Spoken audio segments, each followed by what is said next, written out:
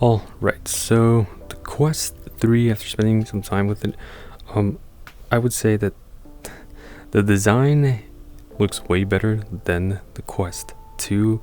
Overall, I prefer it. Too bad for those people who put stickers in front of the Quest 2, like eyes.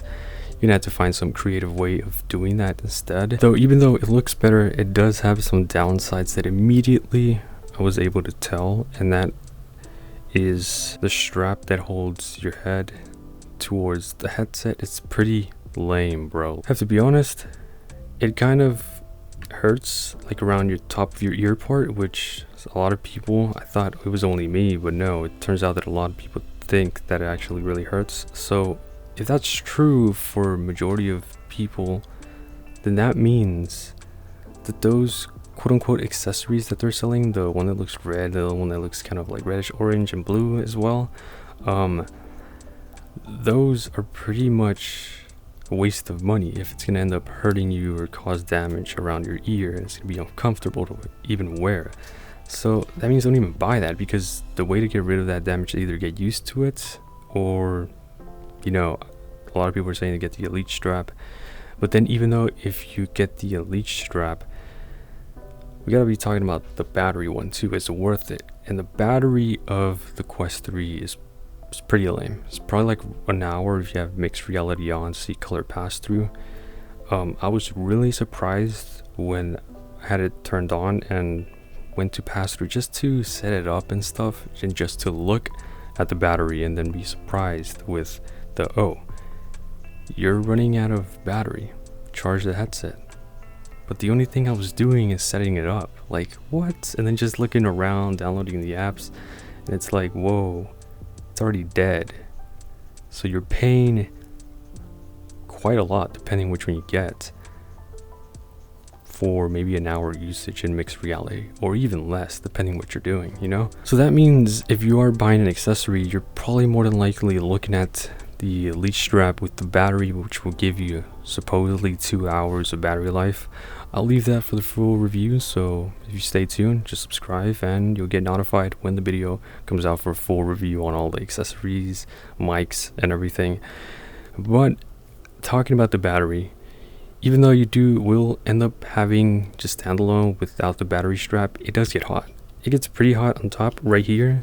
On the top of the headset, you're able to feel the fan. I was able to hear it just by setting up a few apps and downloading stuff. I was able to hear it, and then just going up here and just feeling the heatness, I was like, whoa. It is crazy, but if you have volume up and you don't have sensitive ears like I do, then, you know, you don't have to worry about that. But still, I was very surprised with that. So, man, what if that's the reason, you know, the battery life is pretty bad? If that's the case, that means it's getting hot, and its battery life in this headset is not that great. So, talking about the lenses, which is better than, of course, the Quest 2, which is the pancake lenses on the Quest 3. It's way better immediately, just like that. You're able to tell that you got an upgrade. The IPD adjustment, you have a little scroll wheel right next to your eyes. When I reached close to 70 and I moved it a bit, it felt like it got broken, and then I went backwards and it still felt that even when you're trying to max it out, it just like it locks. But to me, around almost reaching 71, I think, it felt like it broken.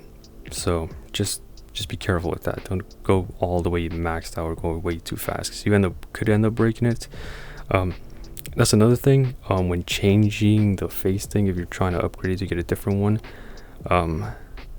I think I broke mine just by moving it a little, because I know there's side buttons, but I just yanked it just a bit and it kind of broke. So, because it's made of plastic, so just be careful with that. It's crazy. I mean, hey, it still works, but I'm not gonna move it after that.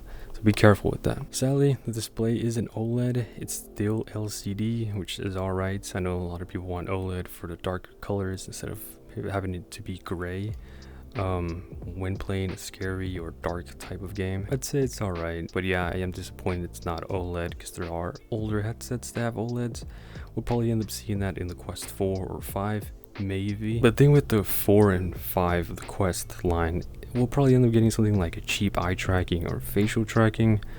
If we do end up getting OLED, it's gonna be alright. Hopefully that doesn't ruin too much of the battery life. I know that mixed reality drains it, and the mixed reality experience is alright. It's not the best. It's not 1080p unless you have super good lighting, how these YouTubers have it to show it off. More than likely you have low light, and in low light it looks less than 4080p. It's not that great. It's alright. It's better than the Quest 2 with the black and white, but 4080p and low lights, it's alright. One thing, it does work at night. If you have a completely night room and you're trying to use a Quest headset like that, it's still usable. That's good. But talking about the controllers, because of the tracking, not the Quest Pro. They look like the Quest Pro controllers, but they're not. Downside to them, in my opinion, they're not rechargeable. They're batteries, and the way you take out the batteries by pressing a button and then sliding off the controller.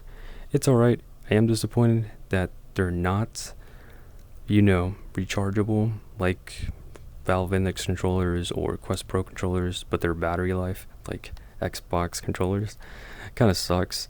But maybe we'll get that on the Quest 4 or on the Quest 5, hopefully. But overall, I think the Quest 3 is a great headset. It does have its ups and downs, but later down the line, I feel like with games being optimized for the Quest 3, maybe it'll be worth buying. That'll be your decision to take. I would say don't listen to these reviews that are being shown right now saying, oh, you should get it right now. I'll say wait until all or majority of the games are optimized for it. Wait until people make more better accessories that are much cheaper than the Elite Strap, and figure out ways to make the headset more comfortable with like mods and stuff. Kind of like how they made so many accessories for the Quest 2. I think you should wait. If you do end up buying it as an upgrade, hey, you're gonna notice it. Just know you're gonna notice that battery life when it goes down. Like literally, I was surprised, bro. Like, still, it's lame. Yeah, just wait. It's alright. It is a great upgrade if you waited all since 2020. It's like almost 2 years or more than that to get an upgrade is good. I think it's average, and the mic quality, well, here you go. Okay, so it's King James Version, Matthew 6:9-13. After this manner, therefore pray ye, Our Father which art in heaven, hallowed be thy name. Thy kingdom come, thy will be done in earth as it is in heaven. Give us this day our daily bread, and forgive us our debts as we forgive our debtors. And lead us not into temptation, but deliver us from evil. For thine is the kingdom, and the power, and the glory forever. Amen. So that's the mic quality, and let's say it's decent. It's a decent for recording. I guess it's great, but then again, what you're seeing is basically the quality of the monitor. That's how it works. If you didn't know, that's how it works. If I was recording through the headset, out this, man, no, just no, man. It's all right. It's not a. But if you can hear the background, that's how noisy you'll get, or that's how much the mic will pick up. Alone, a standalone is decent. Connected, if you have the money, try to go with a PC one if you don't mind doing a PC one. Overall, it's good, but yeah, what I'm seeing is not what you're seeing. Now I got a notification. Continue your VR journey. Get 25% off your next eligible app, which is cool. That you get notifications like that. That is really, really cool. You don't get that on the Valve Index at all. But yeah, like it's cool. I like it. But for sure, definitely not for me. Like, I'm not going to be able to use this. I don't, especially when I have something better. And older, that's the thing. I have something that's way older than this, and it's better. At least me seeing, But quality when recording is the same thing. Yeah, I'm gonna end up using my old VR headset that I have from 2019. I would just prefer it, but this is cool, which is the Valve Index, and I would still say that this is a cool VR headset, but you're probably able to pick up so much sound, or eh, it's decent. It's a better upgrade. Like the notifications, it's just not for me. Um, yeah, I'm definitely gonna stick to the Valve Index. And you can't even okay. Yeah. Looks sad too. Oh man. It's alright. Overall, hopefully my opinion kind of helped you on making a decision whether to wait or to buy now. But yeah, those are my thoughts.